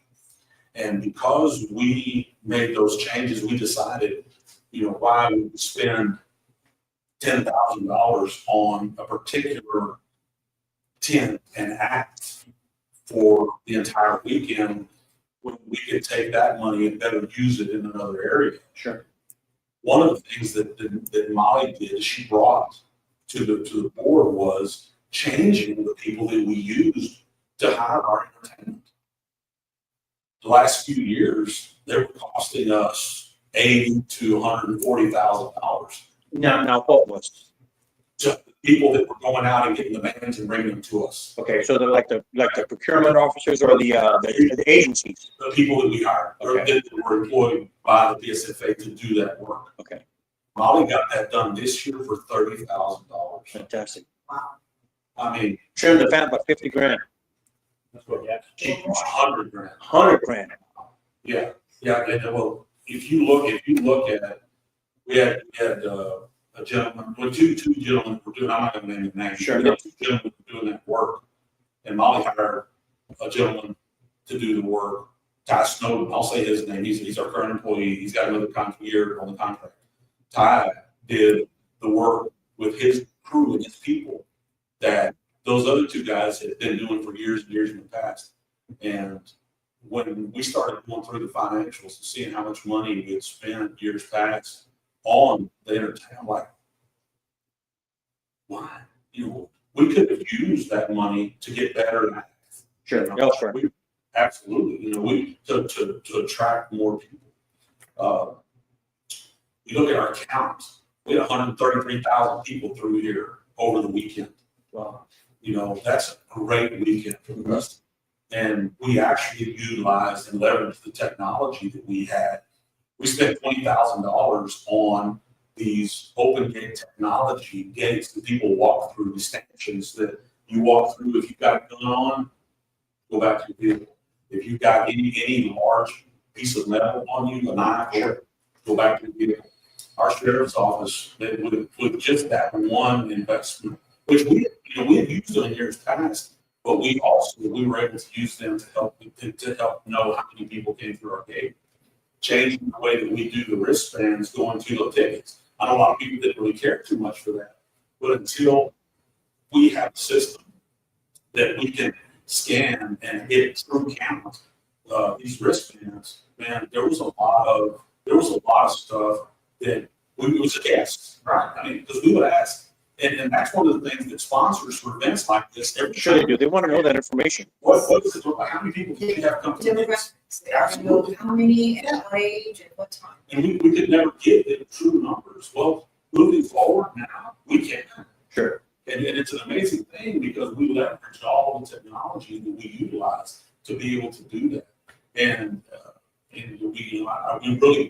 believe, and I know that a great number of our directors believe the same thing, that as we move forward, that our leverage of technology is going to be better. Now, there are some things that, you just can't completely do away with. You can't go completely cashless. Right. You can't go with I guess you could go with no coupons, but in a festival like this where you have a lot of your nonprofits, and we're probably still going to have some of that going on. But I mean, I would like to see us planning for the future go to a cashless system to where either you have a card that you load up or you load up on your phone and you go, let's say you want to go ride rapids, you can scan your phone to jump on the rapid, or you can go over here and you can buy tacos off your phone. Sure. A universal currency on our grounds. Absolutely. And so I know what you're thinking about. Yeah. That's tacos made at home. we used to make some of the best ones all over the place. But those are some of the technological changes that we want to see. Right. Christina was in charge of a project getting the rodeo, the 5 feet of rodeo into the beer garden area, which is our old main stage. That people love seeing. Fair enough, man. So, those are just some of the small things that we were able to do this year. And, we really, that's just the tip of the iceberg. One of the things that I was extremely proud of was the work that Brent did and utilizing people like the VFW folks man, they stepped up big time, weeks before coming in. The festival paid for all the paint, all the sandpaper, all the little tools, and man, this VFW folks came in, they painted this thing from top to bottom. Sure did, man. There's still a lot left to do. Right. And we're gonna get that done, but man, they beautified this place. Like, we haven't had coat paint since, well, for sure 7 years, because the last time that we did it, we utilized my airless paint. And I was out here painting that purple bathroom. Hideous color, by the way, but we did it with a sprayer. Yep. Jeez. Yep, we used my air, so that was 7 years ago, and we hadn't really done anything. Any upgrades, anything like that, except for when we had the COVID money, we did put a blacktop down. We voted as a board to get the blacktop redone, and then that was a good solid project that happened. But then other than that, we just didn't really have any solid improvements. Sure. And I really have to go back to what we said a couple of times when we walked in as officers and redid this area, this meeting room. I put this board up. That board had been sitting, leaning up against that wall for a couple of years. And I put this board up, and I took the little red marker and I wrote, "Remember the mission. We're here for the kids." And this group now they remain true to that mission. And I realized that being a change agent is a very difficult thing to do. It's a very difficult task to walk in somewhere that is operated in a manner for so many years. It is very hard to change people's minds, to change their attitudes, to change the way that things are done, because not just on this board, but the community was very used to receiving everything for free. Like, I can remember organizations coming in and telling our folks that worked here, I need 250 wristbands for my volunteers. It's a lot of volunteers. Yeah. And Yeah. I've, not to cause issue, but I've volunteered with several organizations in the booths selling things. And it's hard to get volunteers to show up. Oh, it is. So I can't imagine needing that many wristbands, considering that it's, like you said, in every organization, there's that core group, and it's typically that core group that you would see working in those booths. Yeah, and I'll tell you that those wristbands, we would find them for sale online. We find them on Marketplace, we find them on Craigslist, we find them in some of these other like offer up kind of things. Some of the very own wristbands were issued out, that were issued from here to entities. That's correct. Then they were for sale. They were. I sent Tina a picture this year. Tickets. Yeah, that's crazy. Yeah, even this year, Tickets. we went to that new system to really kind of stop any of that. And free tickets that we gave organizations, our nonprofit organizations. There were people this year that were trying to sell the tickets. Free tickets. I mean, guys, I'm sorry. Been in law enforcement a long time. You want to talk about low? That's low. I mean, again, we're doing this for the kids. I mean, everything that we're trying to make happen here, we have a foundation now, the Poteet Strawberry Festival Foundation, that we have not been able to fund, and we want to pay all of the PSFA scholarships out of that funding, out of that foundation. We have not had the funding to put into the account for the foundation. And this group, this year, we're changing that. We have our SBA loan that we pay on every month. It was pre-COVID, that was like COVID era. Sure. $700 a month, $640 a month. We want to change that. We want to pay that loan off. Yeah. Anything that we have that is a drain on the PSFA, we want to cut that and take care of that debt. I remember a time prior to COVID when that board, the board that I was on, and they're not the same people that are on there now, actually brought up taking a piece of our land and borrowing money against it so that we could have a festival. Wow. And I'll tell y'all, in that meeting, I threw a fit. I was like, absolutely not, guys. Are you kidding me? We have land that's completely paid. We owe no one on that property. And you guys, y'all want to borrow money against it? No, that's the worst idea in the world. I was like, no, we don't got, we need to figure out something else. And then we ended up in 2020 not having our festival because of COVID. Well, yes, I'll go ahead and continue with that. But that was one of those things that in order for us to have had a festival, we would have had to borrow money. Right. So, on to a lighter note, we did have a festival, but I was the only one who attended. I drove in that day, sad as a. Nobody told you? No, I knew.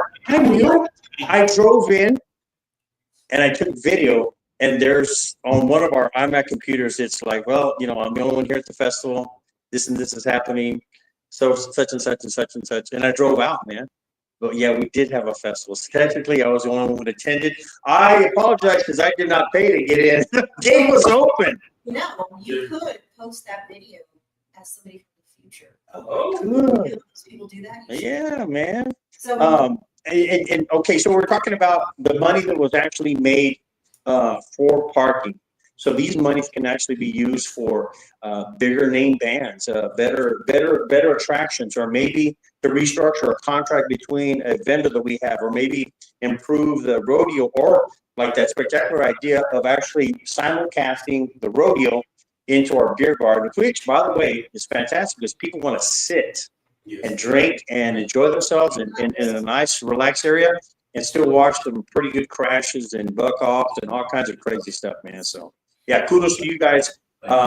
What will happen next? What's the itinerary, man? What are we shooting for? So moving forward, we want to take the money that we made this year, fund the foundation, and make sure that all of our scholarships for our kiddos come out of the foundation like they're supposed to. Great.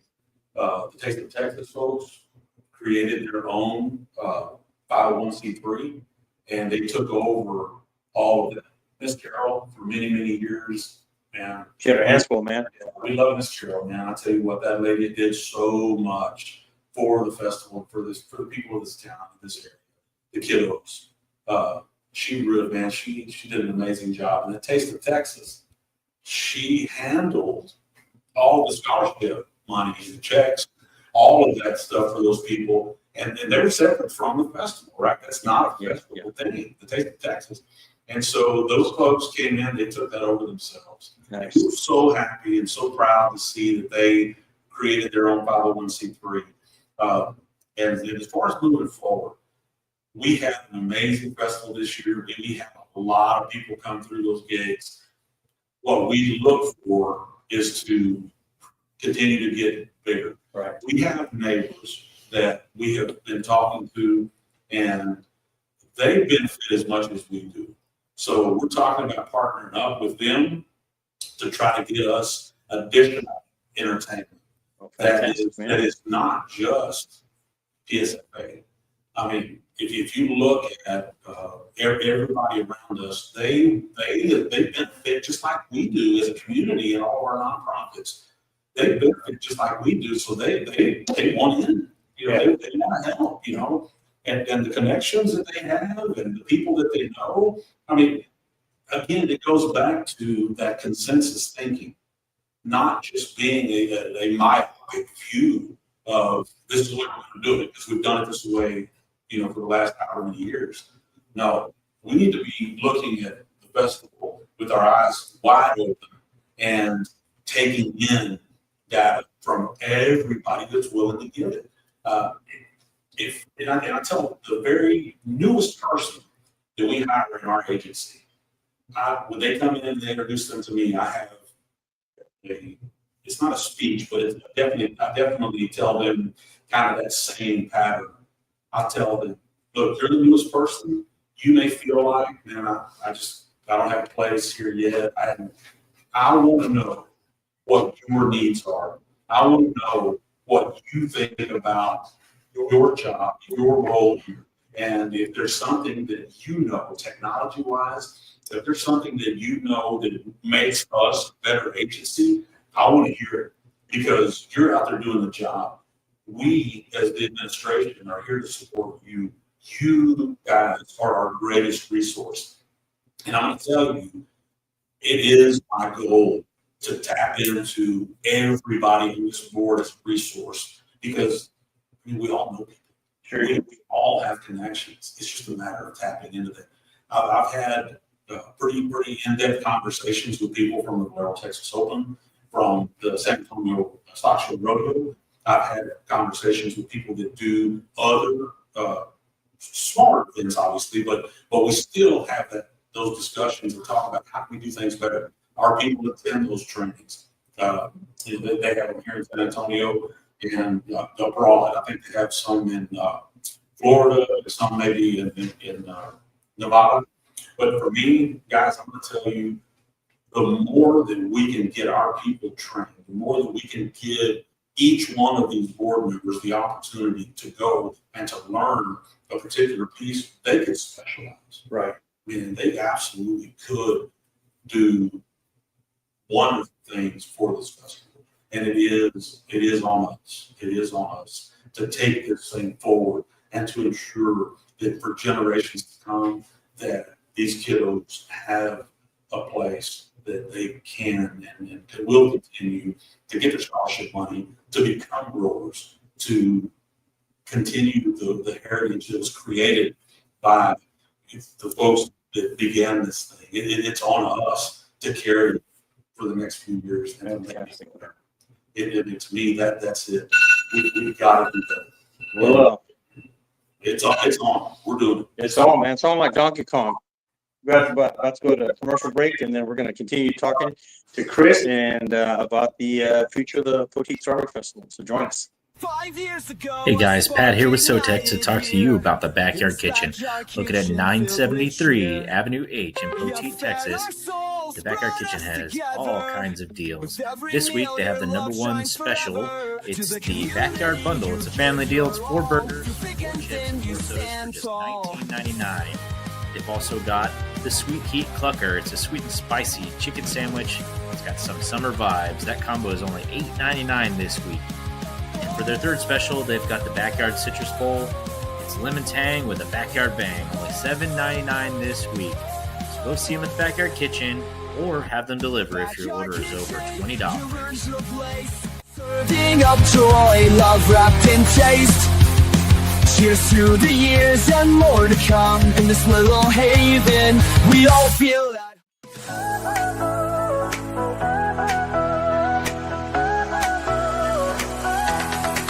Are you ready to shine? Make your mark this time. SoTex time is here. In the spotlight you'll climb. Join the wave of success. Let your brand be heard. In this vibrant show, spread the word, spread the word.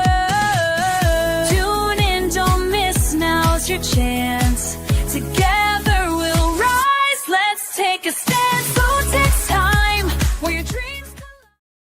We roam through the shadows where the wild berries bloom, where secrets of the soil will sow your doom. You think it's easy to take what's not yours, but we're the real growers, opening closed doors. Keep your hands out our path. All right, so we're back, and you've been talking about fostering community relationships with our neighbors and how the festival events benefit the team financially, economically, socially. But what exactly are those benefits? Like, I know we give away tons of scholarships. My kids have all been recipients of them, some of the scholarships, I should say. But as far as the festival itself, how does it benefit the local community, both socially and economically? So if you just look at the history of the Strawberry Festival, everybody in our region, they know the Strawberry Festival name. many of our other communities around us, they have their own little balls or other, watermelon dumps or whatever. But at the end of the day, none of it measure up to the Strawberry Festival.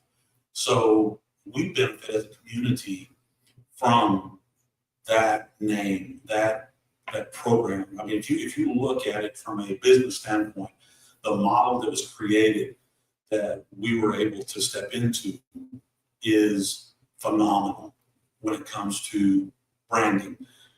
Many people like Jim Combs have spent years and years going out in the community, going on and doing your lives, talking to people about strawberries, explaining to them about different things, about even about windmills. I mean, but people like that, like you guys, I mean, look at right now what you're doing for the Strawberry Festival Association, your farm, and really the community. I mean, it puts us out there and it keeps us at the forefront of people's minds. And really, that's what we want to do. We want to stay relevant. I mean, guys, I'm sorry.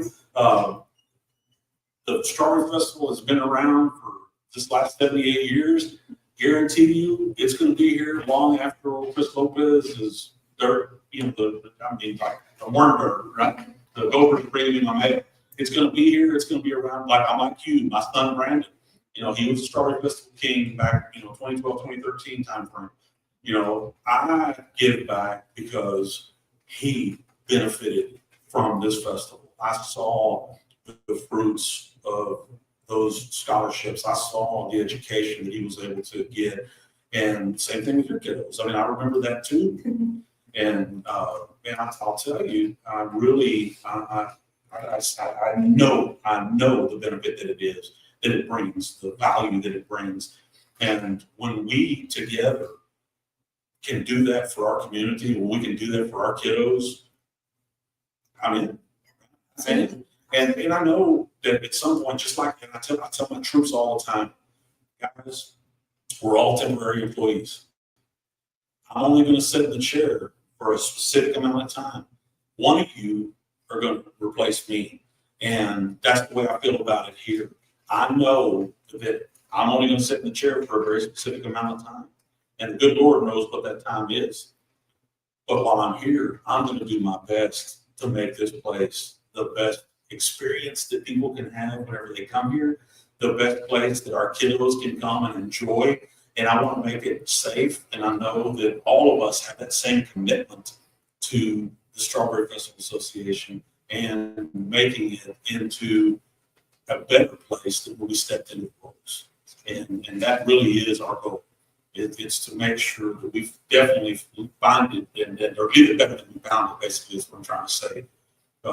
And to create the next crop of folks that are going to replace us, to bring them up, to train them, to educate them, and to show them exactly what it takes to get out there and get the work done. There's a tremendous amount of minutia that we get into during the festival weekend. Willie Leal spent his weekend in this office assisting, running the thing. And I'll tell you, that's an important job. We did not have a coordinator this year. So Willie acted as a director. He acted in that role and did a phenomenal job. I mean, that guy came in here and he made sure that internally everything was running. Our volunteers that do a lot of the internal work for us, work in the treasury, work in the booths, Some of them never see the outside. They do not. They come here, they start working here, and they don't leave. I mean, they'll go home like 2, 3 o'clock in the morning, but they come back early the next morning. But they don't get to enjoy the festival. And that's something that I will be very honest. I have not had the opportunity to come and enjoy the festival since I moved here. But I will say this. I did ask my wife to marry me on the festival. Oh, That's our festival. Really? that's actually how Chris and I met. Was I moved here in She's the wife. Oh man, he's a lovely lady. No, I moved here in 2009 and I started volunteering in 2010, and we met volunteering on the grounds. Wow. And then our sons became friends in high school. They were on board together and we stayed friends. The boys, I think, have lost touch just because they're all over the place. Yeah. Kids from kid things. But Chris and I have stayed in touch, and it's, it's nice to have that friendship. Now, you did mention mentoring new growers, and you talked about the hard work of crops. So what is the significance of strawberries to Poteet? How has We the should have a festival. We should. Celebrate. But how has the festival contributed to the town's identity? So, yeah, so if you take a look at, again, that 60,000, and that's something that we say, obviously, in public safety, is if you're the incident commander over something, you're taking the 60,000 foot view of something. Well, if we do that and we look at everybody that works and grows berries within our area, you take a look at everything that they do, the type of the ground, the sandy, loamy soil that we have, y'all can tell me about all of that. But I can tell you that the history of all of that goes back ages. You're talking generations of strawberry growers, and you look at that across the state of Texas, you do not have anywhere else in the state of Texas what you have here in this area. The ability and the willingness and just really the people that have that in their heart that they want to grow strawberries and they want to support the Poteet Strawberry Festival. And you guys have the opportunity to bring your fruit to market and sell it during the festival. I know you guys have a season that starts before and you finish up after, but man, for those few days, you guys were able to come in here and just sell your products, your jams, your spring-dried berries, your wax of berries. I mean, you guys were able to come in, and that to me, that is obviously what the festival is about. But I mean, it is a deeper, richer, historic value that is brought to this festival that no other festival has. Period. I mean, guys, you look at any of these other, even our little Sand Hill celebration in Oldham, we were ag-based community. But we did it because the running water dry. And it's sand hills. It's not the same kind of sand that we have here. But I mean, it was just kind of an old Indian, Native American area.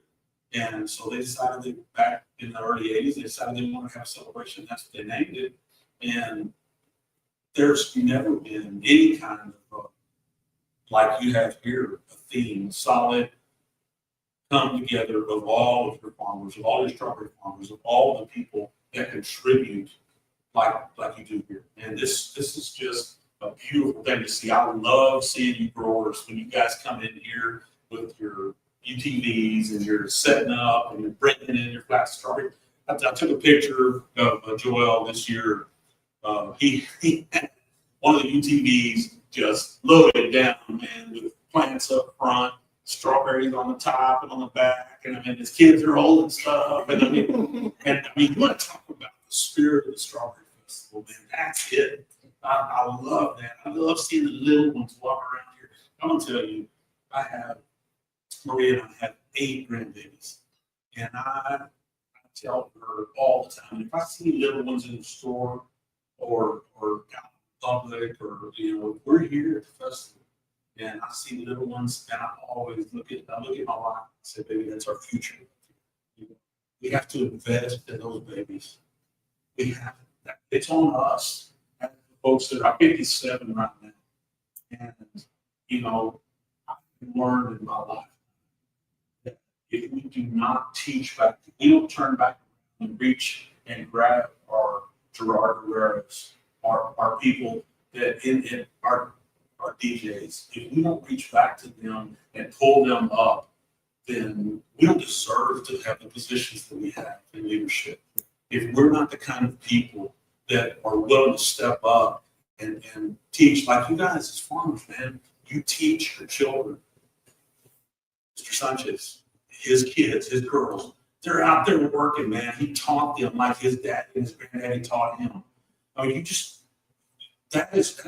part of who you are. And I did a TV interview before the festival this year, and I said that very thing because I grew up in a farm and ranch community.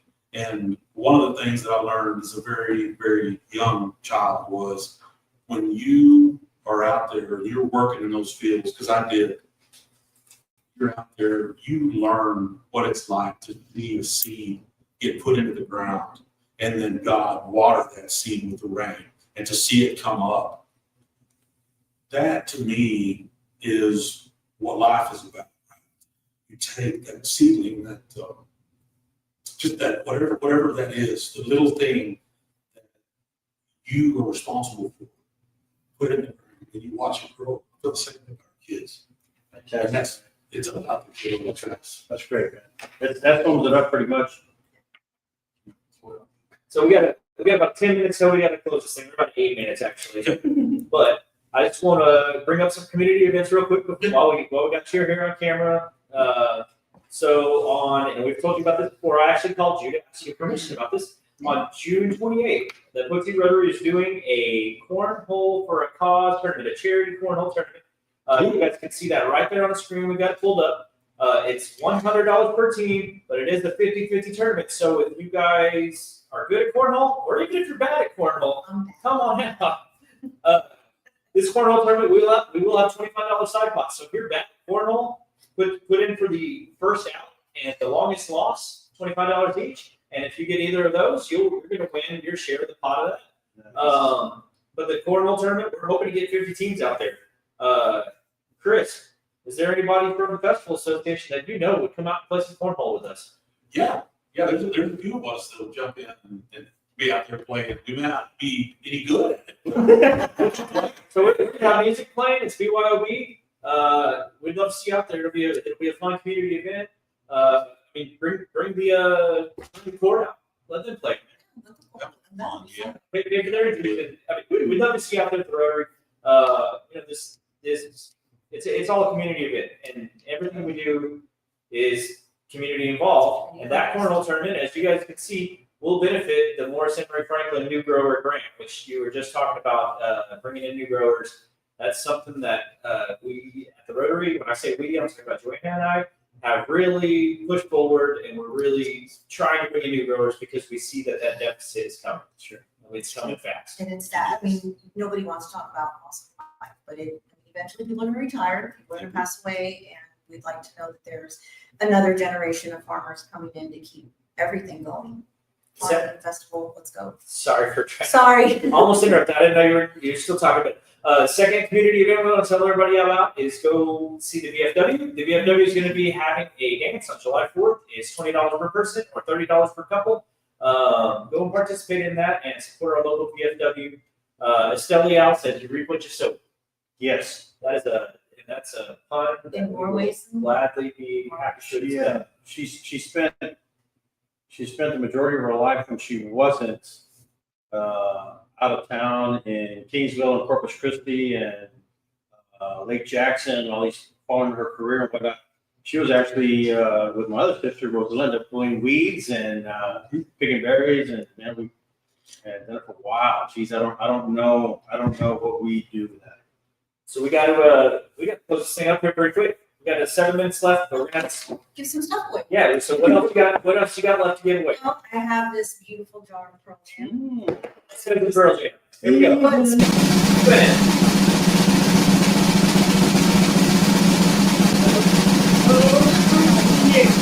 Chris, our Wilson County EMT. I can't write his name on you. Chris, you won the Pearl Jam. And it's All right, what you got next? a hat. A beautiful SoTex outdoors hat. I've never seen this pattern, and I ordered these things. It was cool. It was mixed in with some other ones, so maybe it was It was a preview. All right, where's the wheel? We don't have 5 minutes on the wheel here.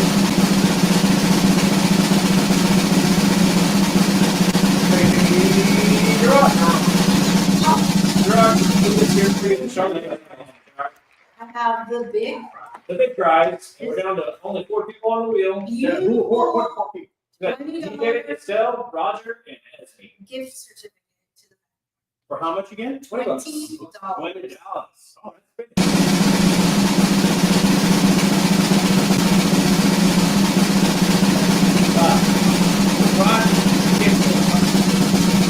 Anything else real quick? No, I think that's it. All right, scatter shoot. We're gonna do a real quick scatter shoot. Everybody come up with a question to ask Chris. Sure. You can only answer with 3 words or less, okay? Oh, man. Oh. Favorite moment of the festival? Favorite moment ever? That's my wife to marry. 1 3 words. To you? So yeah.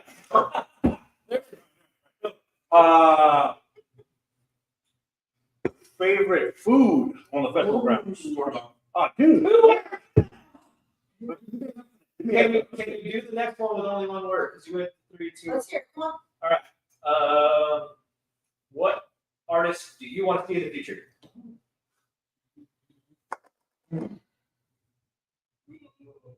It's 2 words with his name. Wait, just give us the first name, and we'll have to guess. Tony? No. Okay. Oh. Cool. Who do you want to see? No, go ahead. She wants to see Jared Leto, I know that. But I would like to see what's the guys who do the Norteño remixes and everything? Oh, Easy Band. Yeah. Easy Band. They're so good. Yeah, it's pretty cool. I tag the Strawberry Festival in every video I see from them. So you just gotta see what you tag in and you'll know exactly what we're talking about. But guys, we want to thank Chris for having us out here. We want to thank the Poteet Strawberry Festival for existing and for being the reason that we do. And I'm sure we're strawberries. But it's a lot of the reasons we do the things that we do. And thank you for supporting the community. Yeah, man. Thank you for your service. Sure When enough. it comes to your law enforcement stuff. Guys, thank you for watching. Joanna, you got anything for the people? No, have a good weekend. Rest of the week. Donovan, you got anything for the people? Gotta do our sign off, man. Oh, yeah. Oh, yeah. All right, let's do it. Go ahead. I forgot how it goes. I know my part. Hey. Yeah. May your berries always be juicy. May your jam never be runny. Fragaria! In the fields of Poteet where the sun shines hot. Red strawberries popping, yeah, we gave it all we got. Bass drops heavy like the fruits ripe dump. This episode of SoTex Time was powered by the Backyard Kitchen, 973rd Avenue H in Poteet. Blackbird 9 Winery, SoTex Farms, truly homegrown, and SoTex Outdoors, the hunt never ends. Goodbye. We're crunk in the fields, in the bass drop. Berries in the wild will never stop. From Poteet to the world, let the music run. Strawberry vibes in the heat of the sun. Harvest time's a party, every berry's a score. Dancing through the woods, can't help but want more. From the vine to the beat, make the moment last. Poteet's where it's poppin', and forget all the past. Bass in the soil, rhythm in the heart. Strawberry dreams, this is just the start.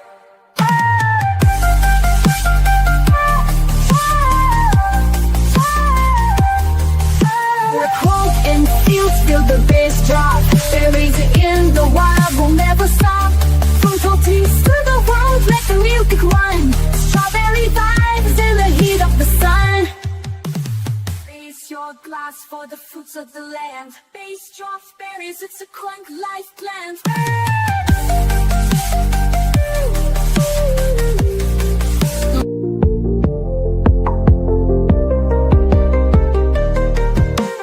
In the fields of Poteet where the sun shines hot. Red strawberries poppin', yeah, we give it all we got. Bass drops heavy like the fruits ripe thump. Crunk sides flowing, gotta feel that jump. Sweetness dripping, turn the speakers up high. Berries growing loud, let your spirit fly. Sweetness dripping, turn the speakers up high. Berries growing loud, let your spirit fly.